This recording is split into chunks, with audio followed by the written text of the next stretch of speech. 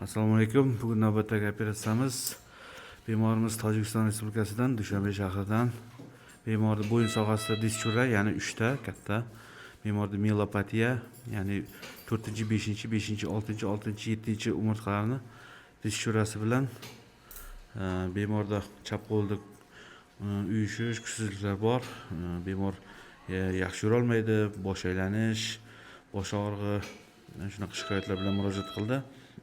Bugun bemorimizga 3 ta umurtqani, ya'ni umurtqalararo diskda total disk ektomiyasi o'tkazildi va kej yordamida mahkamlash operatsiyasi bajarildi. Operatsiyamiz 1,5 soat davom etdi. Xudo xolasa ertaga kontrol rengen, yana qayta MRT tekshiruvdan o'tkazib, bemorni turg'izib yurgizamiz. E'tiboringiz uchun rahmat. Hammaga sog'lik, salomatlik tilayman. Savollaringiz bo'lsa kommentariyada berishlaringiz mumkin. Assalomu alaykum. Men Tojikistondan 26-fevral kuni operatsiya bo'lgan, 27 kuni joyimdan turib kelib, sog' salomat bilan joyimda men ko'ryapsizlar. Qaysi qo'lda bor edi og'riq? Chap qo'lda. Chap qo'lda bor edi, og'riq. Chap qo'lda bo'yinlardan rost qo'lim kam qahramonlik yaxshi. Uyushlar bor edi. Uyushlar bor edi, yaxshi bo'ldi. Turing qani? Mana Kecha bo'ldingiz-a? kecha bo'ldingiz mana. Yurishlarim yengil bo'ldimi? hammasi yaxshi. Yaxshi.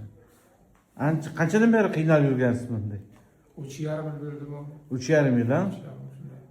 Qo'llarda og'riqlar qachondan boshlandi? Uyush 1 yil bo'ldi. Boshda davlina, bosh aylanishlarim bo'larmidi yurgan payt? Aylanish pastdan har kuni bo'ladi. Hozir yaxshi. Sog' salomat bo'ling. Mana kecha operatsiya bo'ldi. Bemorimiz bugun turg'izib yurgizdik. Bu kishiga 3 ta diskini tozaladik. Ya'ni 3 ta grijasini olib, kej qo'yib, mahkamlandi. Ertasi kuni bemor turib yuribdi. Bunda fiksatsiya qilinadi. Bu bezopaslik hisoblanadi. Bemorda klinik holat. E'tiborlaringiz uchun rahmat. Bemor Tojikiston Respublikasidan. Rahmat. Salomat bo'ling aka. Mayli, sog' bo'ling.